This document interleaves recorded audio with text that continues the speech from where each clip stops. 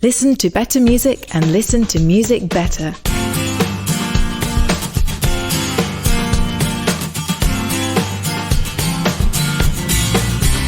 Welcome to True Tunes at 45 RPM, the short-form version of the ongoing conversation you'll hear on the True Tunes podcast and in the digital pages at truetunes.com. And now your host, John J. Thompson. On this special 45 RPM episode of the podcast, we're giving you an advance listen to a conversation I recently recorded with John Pantano and our good friend Myrrh Layton of Alternative Records. John, along with his friend and musical compatriot Ron Salsbury, made music under the name JC Power Outlet as far back as the early 70s, and then as Pantano Salsbury when they signed with Larry Norman's solid rock label for their album hit The Switch. It's that album, long out of print, that Randy is currently restoring for a special Alternative Records reissue. We've seen what he can do with projects like this. His reissue of Robert Vaughn and the Shadows' Love and War and 2 Pound Planet's Songs from the Hydrogen Jukebox were stunning. This project, which as of the time of this recording is still trying to raise the necessary funds through an Indiegogo campaign, has never seen proper release on CD or digital. Bruce and I hope that this excerpt might introduce some newcomers to this worthy album and make sure everyone has a chance to back the campaign while there's time. So let's step into the virtual interview suite to hear a bit of that conversation. Don't turn your back on Jesus. Don't turn your back on Jesus. Don't turn your back on Jesus. No, no, no, no, no, no. Don't turn your back on Jesus. Don't turn your back on Jesus. Don't turn your back on Jesus. No, no, no, no, no, no. Turn your back on John Birch cause you think he's too far right. You can turn your back on the SDS cause you think they like to fight. You can turn your back on Vietnam cause you just bring a pain and strife. Don't turn your back on Jesus till you give him a chance in your life. You can turn your back on Hitler cause you don't like the things he did. You can turn your back on Spiro cause you think he's flipped his lid. You can turn your back on Speed and H cause they were deadly as a knife. Don't turn your back on Jesus till you give the chance in your life. No, no, no, don't you dare, no.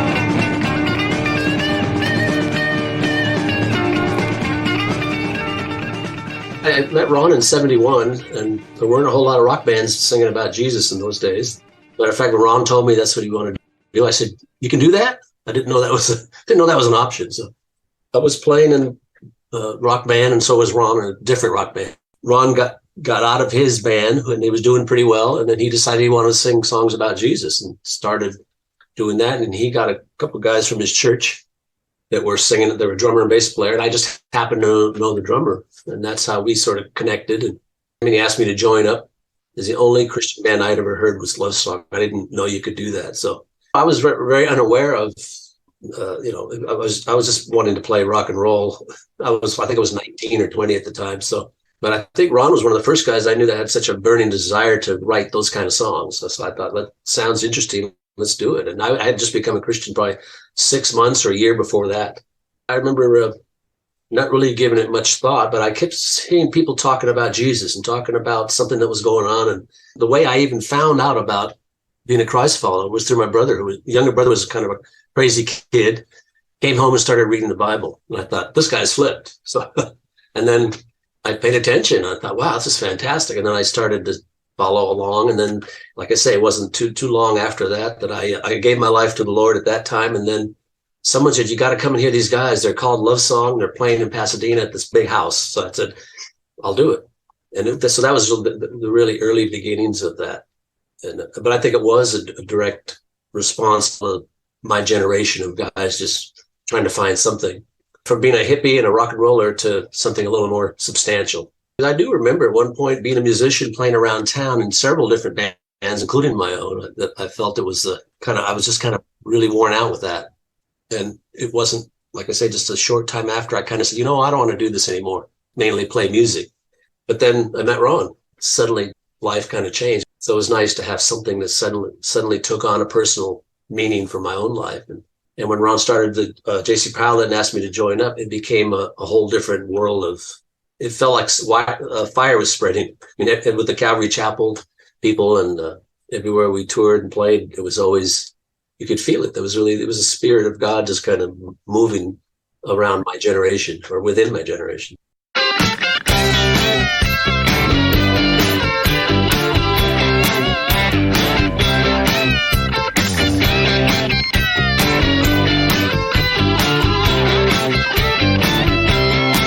I'm just a record on your stereo, a piece of plastic spinning round. You know I'll always keep it turning until your needle wears me down. Yes, I am gonna keep on rolling if you keep rocking to the sound. 'Cause I'm a record on your stereo, a piece of plastic spinning round. Take off my jacket, I got something up my sleeve. Turn me round at 33. Turn me up louder if you can't hear the words, 'cause I wanna tell you something if you listen to me. I'm just a record on your stereo, a piece of plastic spinning round. You know I'll always keep it turning until your needle wears me down. Yes, I am gonna keep on rolling if you keep rocking to the sound. 'Cause I'm a record on your stereo, a piece of plastic spinning round. I've got a writer, a producer, an engineer. I guess they made me what I am. I've got a singer, I've got a fan, and there's some lyrics on my cover that might help you understand.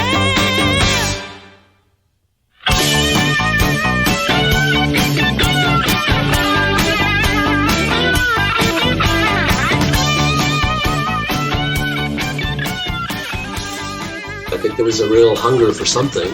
I think that's what the whole drug culture was about. I mean, I wasn't deeply into the drugs, but I had my moments where I felt that was the answer, maybe find something else. Everybody was looking for something else. It seemed that way, at least. And obviously the drugs and the quote hippie movement just wasn't enough. It was really kind of a disillusionment of what we were all trying to get in our souls. And when I became a Christian, started to see people around me with the same kind of attitude, thinking this is really something. It really made an impact. Not only were you saved, you had something to live for, and you felt like. And when it came to music, it took on a whole different meaning. It had substance. And then as we started to travel around and starting to see it really all over the country, you felt the same thing. It's hard to define it, but it was a very spirit-filled time. But it was a product of what I think the hippie subculture was, just searching for something. Now, of course, I like rock and roll. That's what I grew up with. I grew up playing Jimi Hendrix and all that stuff. And to me, it felt like it was a great avenue but it was more. It wasn't just to play rock and roll and put a label on. Oh, let's do some Jesus songs. Why won't you answer when I call? Don't be afraid, I'll hold you up if you begin to fall. I will keep you covered with my love. If you keep your mind on me and think of what's above. Hold on to me, keep on reaching higher. You'll find your fallen dreams begin to come alive. I say hold on to me, keep on reaching higher. Ain't no devil gonna do you in or drag you through the fire. Hold on to me. Back then, there wasn't a lot of acceptance also within the Christian. There was a lot of places they wouldn't have us play. And there were some places we couldn't bring our drums in. We did an acoustic set when they let us, if they allowed that. But a lot of times we were a little bit too heavy. Even though I don't think, looking back, we weren't as heavy as some of the bands now. But we were in those days considered a little bit too radical. As a matter of fact, I remember going to a specific place to play, and they canceled us while we were on our way. Back east, where in one of the colleges, because they heard the term going around was, well, rock and roll is of the devil and it's satanic and these guys are this and that and the other. And so we went through a little bit of that. It wasn't traumatic, but it was out there. Yeah, our sound was probably a little bit radical for the day, but there were others doing it. We did a lot of colleges. Colleges were right down the right avenue for us. We played a lot of festivals and beaches. I have a fun memory of a beach thing that I think the Hells Angels were in the back behind this huge group of people on a beach. And we were playing our radical stuff, and you could see they were looking at us, and it was kind of scary. It's like, but then afterwards, one of the guys came up to me and said, "Oh, here we go." And he came up and he just said, "Brother, that was fantastic music. I love it." And he was just a real positive. We didn't do a lot of clubs, so we got a chance to play in some pretty great places that were different than the church setting. I don't need a lot of money or fame, or to find a part in some social game. And I don't need to struggle to the top.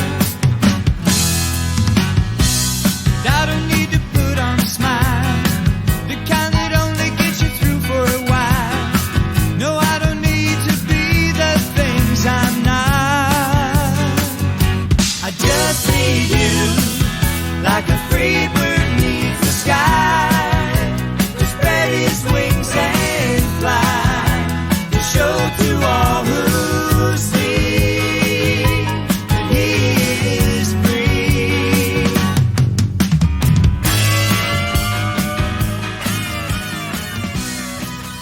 I hate to use the term be commercial, but we wanted to appeal to more than just the Christian market. And I think that Hit the Switch record, it still was difficult because you got to sort of appeal to both. And that was Larry's intent also. He wanted the records to stand on their own and not just be Christian sounding records, whatever that meant at the time. It's a lot different now.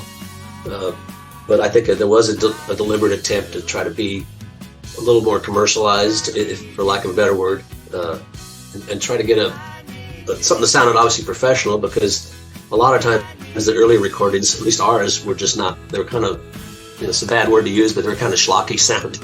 And Christian music was changing at that time too. It became very different after, in the 80s and 90s, it was a whole different thing. So at that time, we were trying to do something that was a little different. We didn't want to fit into just completely the same Christian mold. At the same time, we wanted to express our personal views, and I think the songs do that. And Larry was real good at bringing that sort of out of us, so keeping obviously great Christian songs, but making them sound a little more like they should in a sense. And then Randy recently made them sound even better.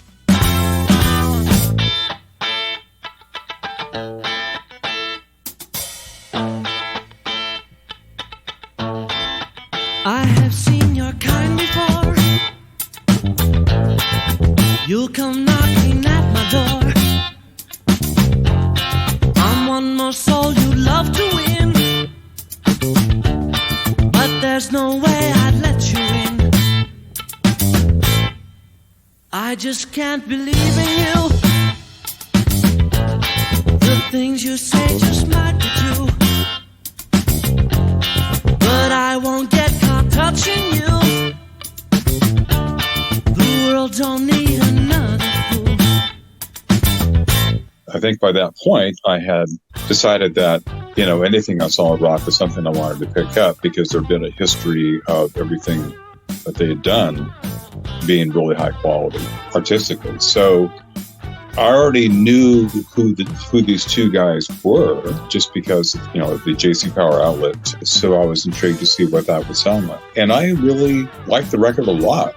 It seemed really contemporary. It seemed to fit in with the things I was listening to, whether that was the commercial scene or the Christian scene. And I kind of found myself almost, defending that over the years. I just remember one of the first things that really irritated me was some review where whoever wrote this said something like "Christian disco?" ? Here's Pantano Salsbury with, like Soul Seeker or something. Well, whatever song they were picking on. And I'm going, it's not disco, I know what disco is. It's like fun. Soul Seeker, I run alone into the night. Soul Seeker, how can you know that you are right? You're a fast speaker, and I guess I'm just a bad man in your eyes.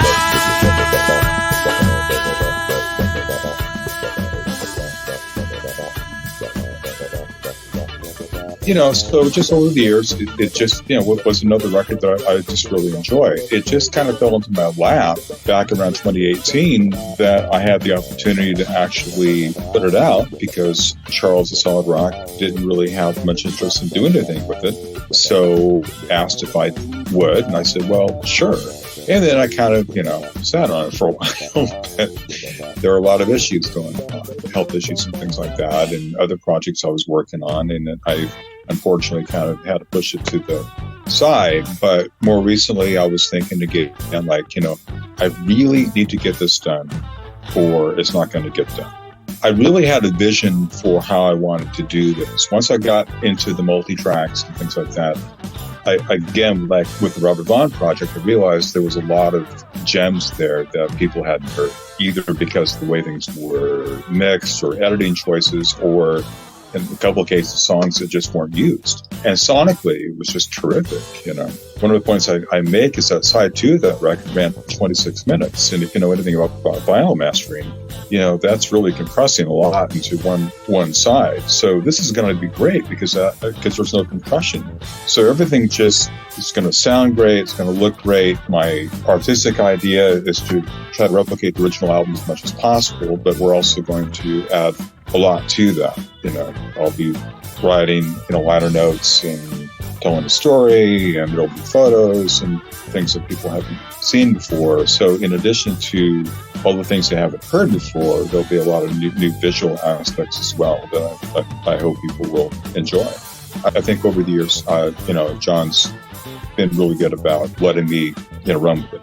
And I've been very happy to send him, advanced mixes of things, and he's been happy with those. And so I feel like, okay, I'm doing okay. And it's important for me to want to do okay, not just for John, but also for Ron. It's really important for me to get it right for Ron's memory, because Ron left us a few years back due to a battle with leukemia. So I feel like there's a bit of weight there. There's a legacy that I want to really do right by. Have you ever felt that it really won't be long? Have you ever felt there's just time to sing a song before the one we long to see, the king of history, comes back to reign? I'm grateful that it happened the way it did, because to me, even my own church where I go to now, it seems like church now is a derivative of that. Like my church now has drums and guitars, and it's really somewhat contemporary, if you want to call it that. And I think that's a meaningful impact that it left in those days in the music world, which it affected people that became ministers, people that were doing music. To this day, it kind of represents a newer version of what was going on back then. For me, it was just obviously a very personal thing. That is, it changed my life. Music was such a part of my life. It was so fantastic to see that God could use anybody, and that God could do something on a spiritual level. And I can only attribute to that God had a movement at that time, and it developed into what it is today. I don't know where we'd be if that didn't happen. So I find it very very uplifting to look back on that. And really, not that many years ago, I thought, well, that was just a history that, even the music I did with Hit the Switch, I thought, well, that was long gone. It's long past. It was really kind of meaningless of the past. But now it's taken on a different life. I think Christianity and the culture has evolved, and it's really great to see another generation of people doing the same kind of thing in a different way, obviously a newer way. But I feel pleased and proud that I got to be a part of something that was it was important. I guess an importance seems to last for generations. It's to me, it's still important, because before that, I don't remember much. I was too young probably to really be in tune with what was really happening. You just you get caught in the whirlwind of it. But when you see it, it's changed your life in the long term. So where I'm at today, I feel like I'm looking back and say, wow, look at all these steps that happened to bring me to this place and to bring the church to this place. I think it'd be so great to keep some of that going. I think the Jesus Revolution movie reminded me of a lot of stuff. It was kind of one viewpoint, but it reminded me of the importance of what happened back then and how so many people got pulled out of maybe a strange life and brought into something that was more clear and real. And to this day, I've talked to many guys that were still, many of our pastors, many of them were still involved in church music, many of them were still doing it, all because of what happened in those early years. To be near you is a feeling of its own, close to you.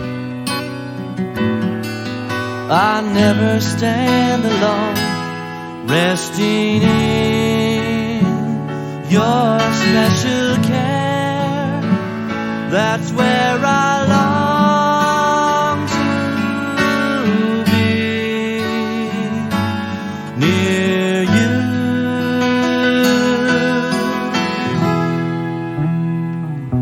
To be near you is to sing a lifelong song without you.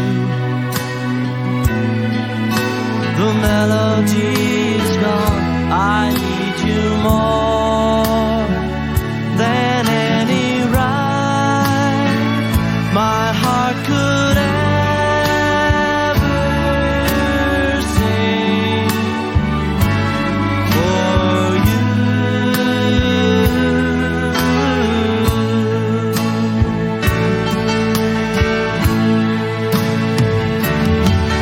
And oh, how each day has brought us near.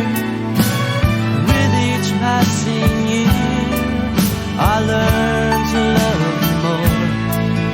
And oh, the promise that we share, you're always there to care. When I fall, your love makes me sure.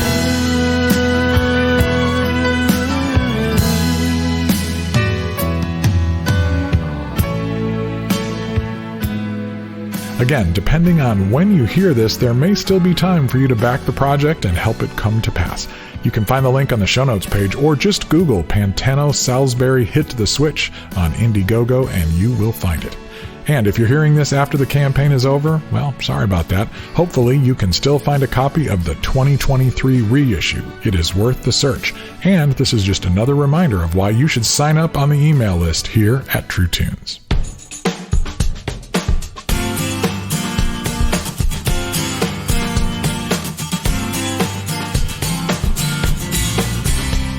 True Tunes at 45 RPM is produced by John J. Thompson and Bruce A. Brown for Gyroscope Productions and is intended for the private use of our listening audience.